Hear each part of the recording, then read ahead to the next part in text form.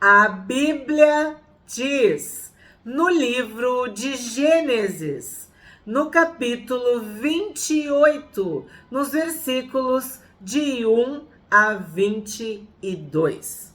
Isaac chamou Jacó e, dando-lhe a sua bênção, lhe ordenou, dizendo: não escolha uma esposa dentre as filhas de Canaã.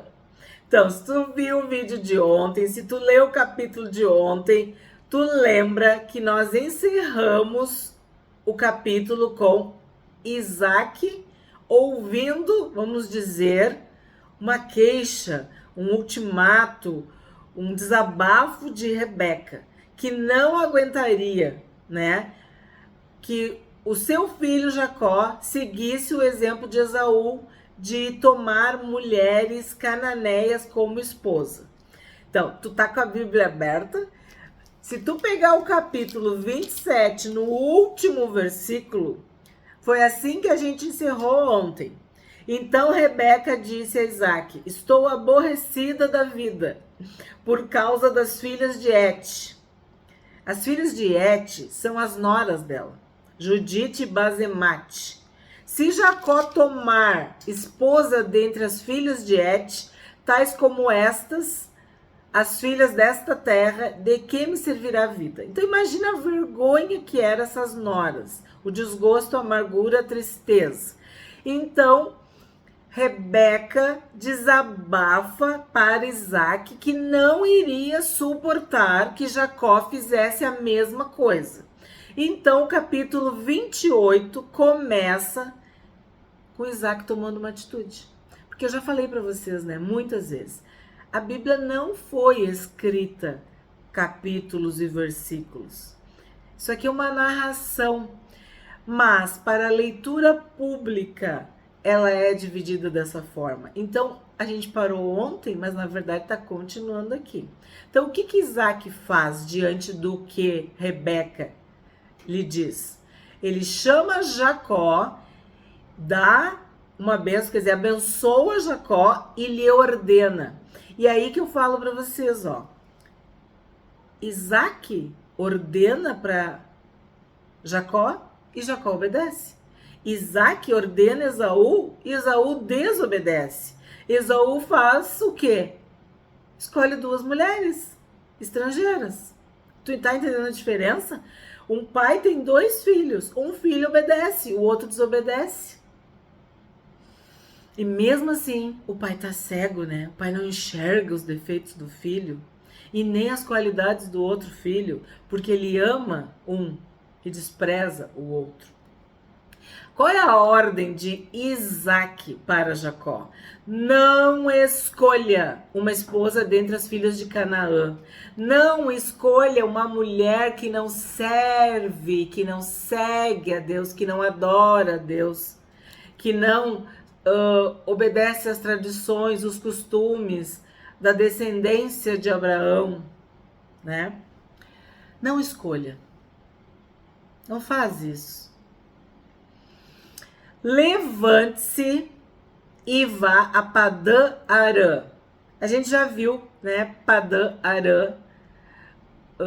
Lembra do deserto de Padã Arã? A montanha de Padã Arã.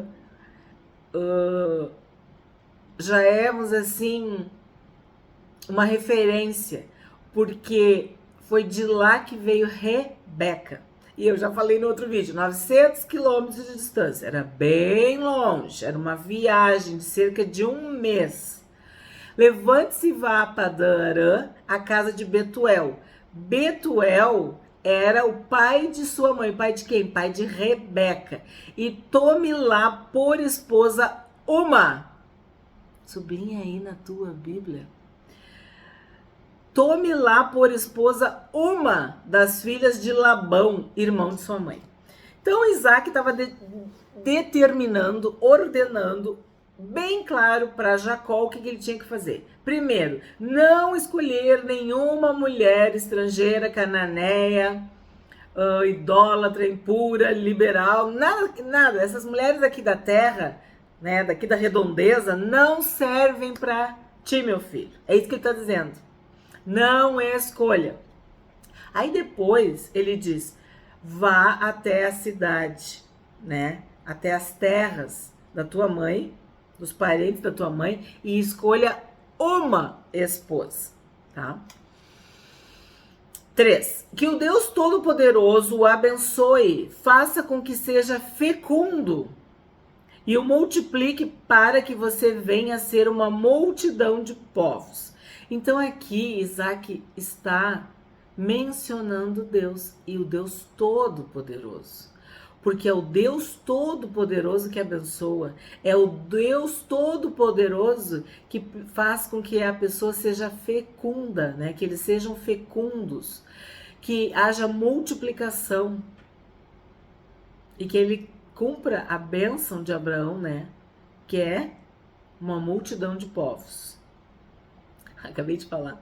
Que ele lhe dê a bênção de Abraão, a você e a sua descendência, para que você possua a terra de suas peregrinações, concedida por Deus a Abraão. Então aqui Isaac está abençoando seu filho Jacó com a bênção de Abraão. A bênção de Abraão é a bênção de uma descendência numerosa, de uma multidão de povos. 5. Assim, Isaac despediu Jacó, que se foi a Padã Arã, a casa de Labão, filho de Betuel, o arameu, irmão de Rebeca, mãe de Jacó e de Esaú. Se tu não tá sabendo, se esse é o teu primeiro vídeo de Gênesis, eu te convido a acessar a playlist Gênesis, que eu já expliquei sobre Labão, sobre Betuel, sobre Rebeca. Nós estamos caminhando juntos, lendo a Bíblia diariamente, desde o capítulo 1 de Gênesis. Hoje já estamos no capítulo 28. Então, algumas referências tu vai encontrar nos capítulos e nos vídeos anteriores. Então, eu te convido, acessa a playlist, que aí tu pode assistir os vídeos que tu perdeu, que tu não assistiu, tá? Vamos continuar. 6. Esaú viu que Isaac havia abençoado Jacó e o havia mandado a Padã Arã para tomar de lá esposa para si, e que, ao abençoá-lo, lhe havia ordenado que não escolhesse uma esposa dentre as filhas de Canaã. Então, olha só. Esaú não obedecia seu pai e sua mãe. Ao contrário, ele desonrava, ele entristecia. Agora, diante dos últimos acontecimentos, Isaac abençoou Jacó e deixou bem claro a ordem. E Isaac mandou e Jacó obedeceu. E olha que interessante, Esaú viu. Agora, Esaú começou a prestar atenção na família, começou a entender como é que as coisas funcionam. Que a bênção, ela decorre da obediência. Isso é uma lição para nós. A Bíblia diz, a coroa não passa de geração em geração. Porque o que acontece? Às vezes um rei faz tudo errado e perde a cabeça. Literalmente, perde a coroa. E o filho passa fome. As coisas não são assim. Porque Deus exalta quem Ele quer e humilha quem Ele quer. Ele estabelece e Ele remove. Ele abençoa e ele amaldiçoa. Então aqui, essa frase, essa expressão, Esaú viu, é como eu disse no outro capítulo, tipo, caiu a ficha. Ele começou a entender como é que as coisas funcionavam, né? Ele viu que Isaac havia abençoado Jacó. Ele viu que ele estava perdendo. Estava desabando o mundo de Esaú. E é muito sério isso, né? Muito sério. Porque os dois têm a mesma idade, são gêmeos, os dois têm os mesmos pais e os dois são totalmente opostos. Enquanto um obedece, o outro desobedece. Enquanto um tem 2 mulheres estrangeiras, é carnal, é impulsivo, né? É humano. O outro é solteiro, aparentemente casto, puro, caseiro, queria a bênção de... Ele usou métodos pouco ortodoxos, né? Para garantir a bênção, mas é porque ele valorizava a bênção, ele queria a bênção. O outro não tava nem aí para a bênção. Trocou por um prato de lentilhas. Então, aqui é um contraste, né? Muito parecido com Caim e Abel. Então, Esaú viu. 7. Soube também que Jacó, obedecendo a seu pai, obedecendo ao seu pai e à sua mãe, havia ido a Padã. Então, Jacó está obedecendo e eu? O que eu fiz? Né? Ele caiu em si. Sabendo também que Isaac, seu pai, não via, olha só, não via com bons olhos as filhas de Canaã. Então, olha o que eu falei no outro vídeo. Ele estava velho e cego. E eu disse para vocês, né? Se ele estava cego, olha a expressão que Moisés usa aqui. Ele não via com bons olhos. Então, se eu não consigo ver coisas boas, se eu não consigo dar comida para os meus olhos, eu prefiro ficar cego. Eu prefiro perder a capacidade de ver, de enxergar, porque o que eu vejo me entristece, o que eu vejo acaba comigo, o que eu vejo me dá desgosto, amargura no espírito. E aqui diz, sabendo também que Isaac, seu pai, não via com bons olhos as filhas de Canaã. Quer dizer, ele começou a perceber que havia um padrão e que ele estava quebrando esse padrão, essa tradição, esse costume, essa obediência, essa observância. Aí olha a ideia brilhante de Esaú. Esaú foi à casa de Ismael. Quem era Ismael? Irmão de Isaac. Lembra? Filho da egípcia, filho de Agar. E além das mulheres que já tinha, Judite Basamate, ele tomou por mulher Maalate, filha de Ismael, filho de Abraão e irmã de Nebaiote. Aí eu vou recapitular. Judite, né, era elogiada, a louvada, eu disse que devia ser vaidosa, né, honrada, assim, tal. Devia ser uma mulher muito bonita.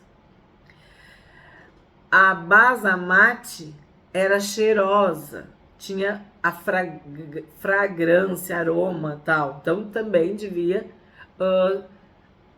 Esaú gostava, admirava, sei lá. Vamos usar assim.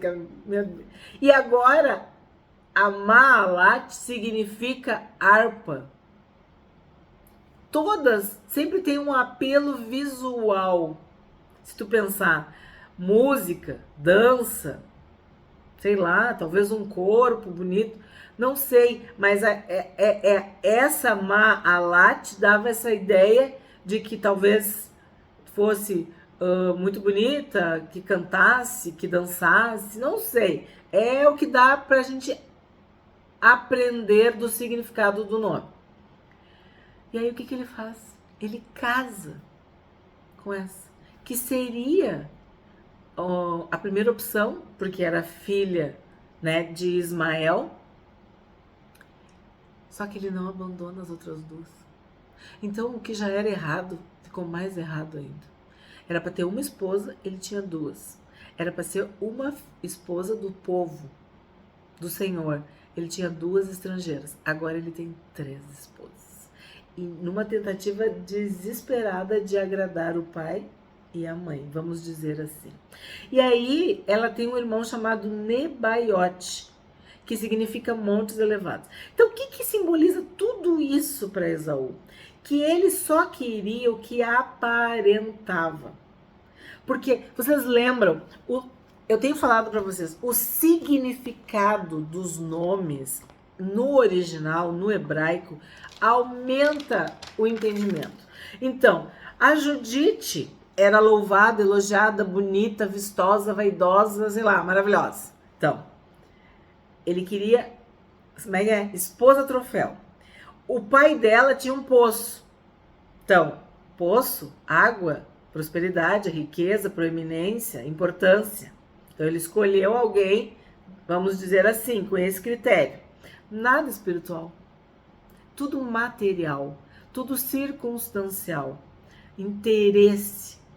A basemate era doce, tinha um cheiro agradável, um perfume. De novo, algo que ele gostava, que lhe atraía, que lhe seduzia. O pai dela era um carvalho, forte, próspero, estabelecido. Tá entendendo? Aí agora, essa que ele casou, a terceira, harpa, música, dança também. E o irmão Montes Elevados. Então, tudo isso simboliza a concupiscência da carne, a cobiça dos olhos, o prazer da vida, aquilo que é do teu interesse, do teu desejo, da tua vontade, da tua natureza humana, que satisfaz a tua carne. Então, Esaú, ele era carnal. E a Bíblia diz que ele era profano. Quer dizer, ele não levava Deus a sério, ele não honrava a santidade de Deus. Então, tudo isso é importante para que nós entendamos a escolha de Deus, o chamado de Deus para Jacó e não para Esaú. Porque Esaú desprezou e desprezava Deus, seu pai, sua mãe, seu avô, toda a história, sua avó, tudo, a tradição, tudo. Esaú não estava nem aí. Ele queria o prazer imediato. E 3 mulheres, né? Tá bem claro. Certo? Vamos para 10. Jacó partiu de Berseba e seguiu para Arã. Padarã e Arã é o mesmo lugar. É o quê? 900 quilômetros. Mesopotâmia. Lembra da viagem que o servo de Abraão fez para encontrar Rebeca? Agora Jacó está indo para lá. E eu já falei para vocês. 900 quilômetros, mais ou menos 27, 30 quilômetros por dia. Demorava um mês para chegar lá. Mais ou menos. Tudo aproximado, né? Só para a gente ter uma ideia da dificuldade, né, desta viagem. 11. Quando chegou a certo lugar, ali passou a noite, porque o sol já se havia posto.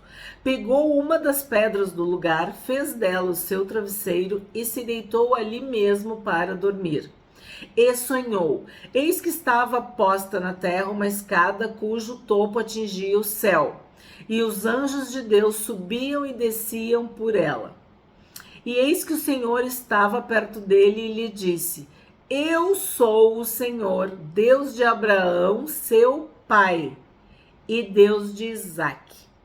A terra em que você agora está deitado, a terra em que agora você está deitado, eu a darei a você e a sua descendência. Olha que lindo. A confirmação, a reafirmação da promessa que foi dada para Abraão, né? Agora para Jacó.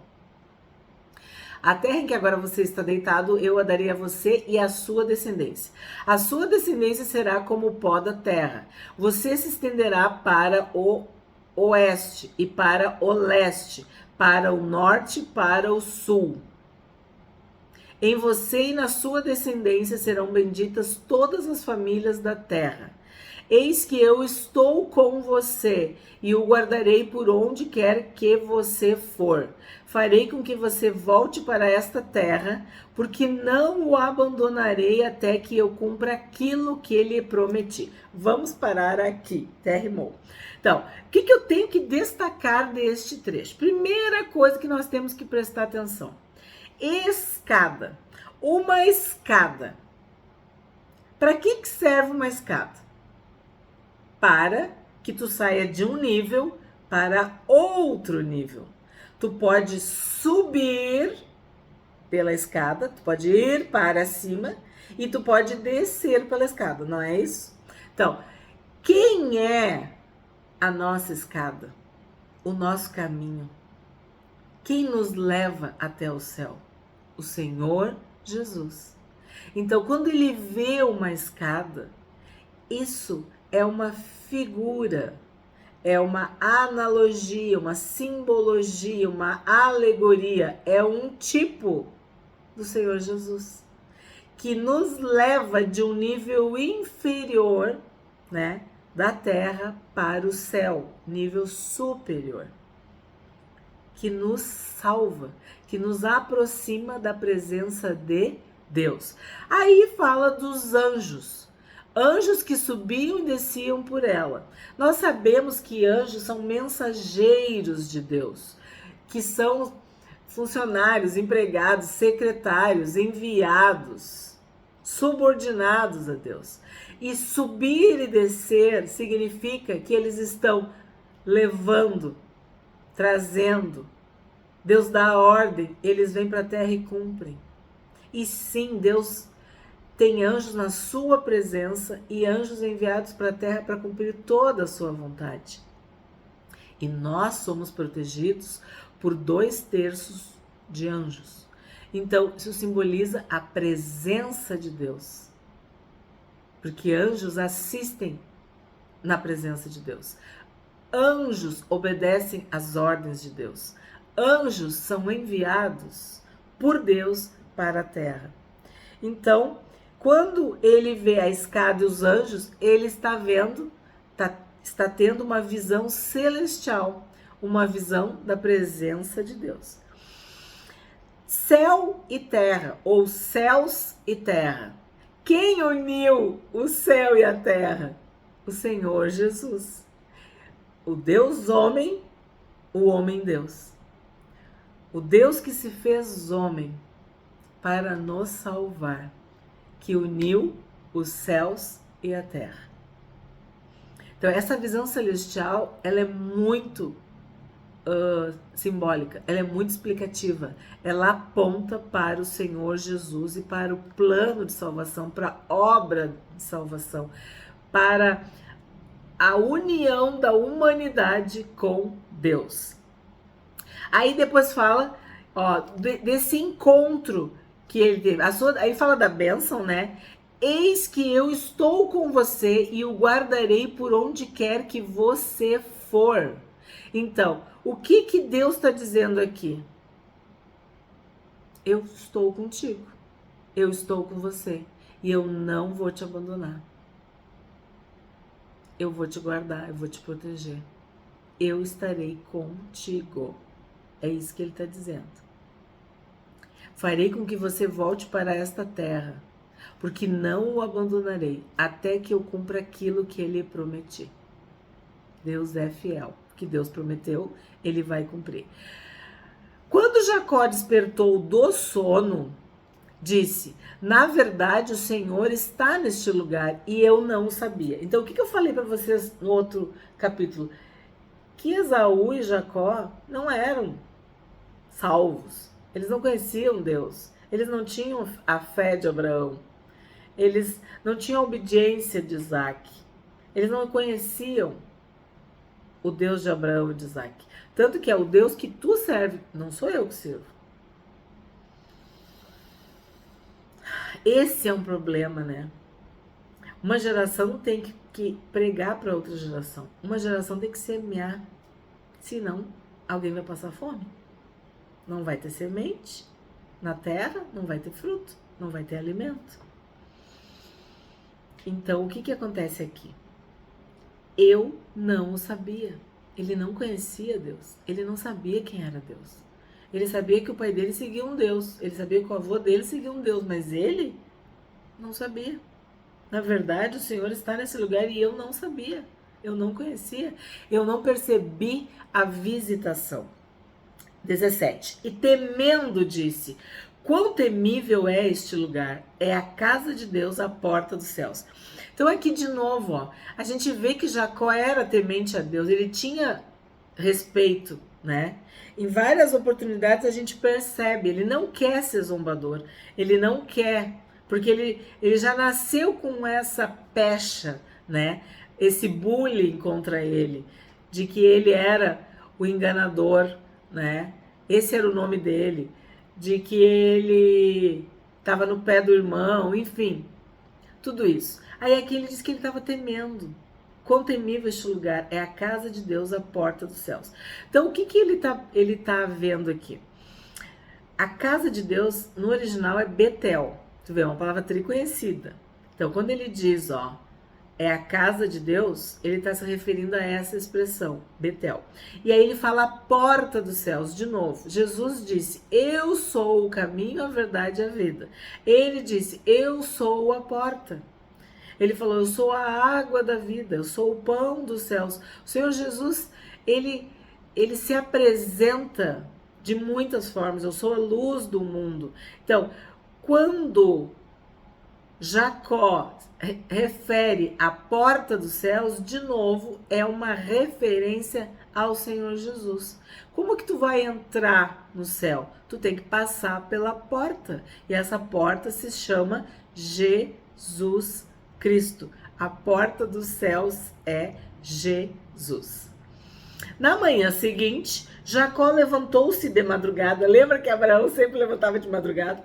Pegou a pedra que havia usado como travesseiro e a pôs em pé como coluna. E sobre o topo dela derramou azeite. Então ele marca, tá? Ele faz uma referência ali, um destaque, uma memória, vamos dizer assim, com a pedra e o azeite. Mas presta bem atenção, ele não levantou um altar como seu avô. Que nós estudamos que Abraão levantava um altar, invocava o nome do Senhor, adorava o Senhor, se prostrava ao Senhor. Então, aqui a gente vê algo inicial. Ele reconheceu que houve uma visão celestial, uma visitação de Deus, a presença de Deus. Então ele unge a coluna, né? Ele unge a pedra. Ele faz com que aquela pedra se torne um marco, uma estátua, uma escultura, um monumento, algo que vai ficar marcado, uma memória. Mas não é um altar. Não é um altar. Ele derramou azeite sobre a coluna. Ele ungiu aquela pedra, tá? E ficou como uma memória.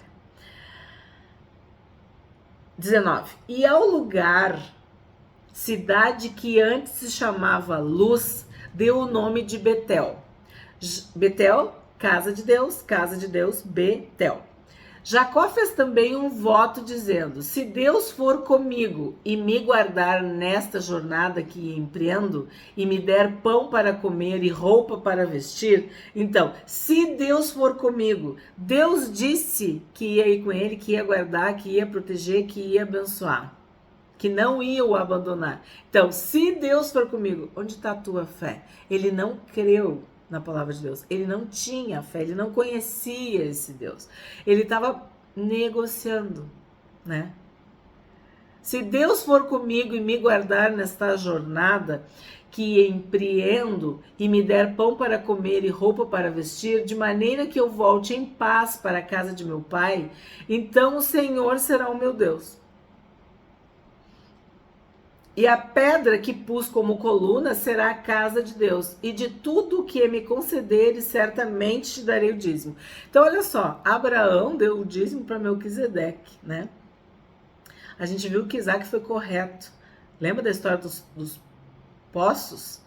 E agora a gente está vendo que Jacó está fazendo um voto. Mas é um voto condicional. Se tu fizer isso, se tu fizer aquilo, se não sei o quê.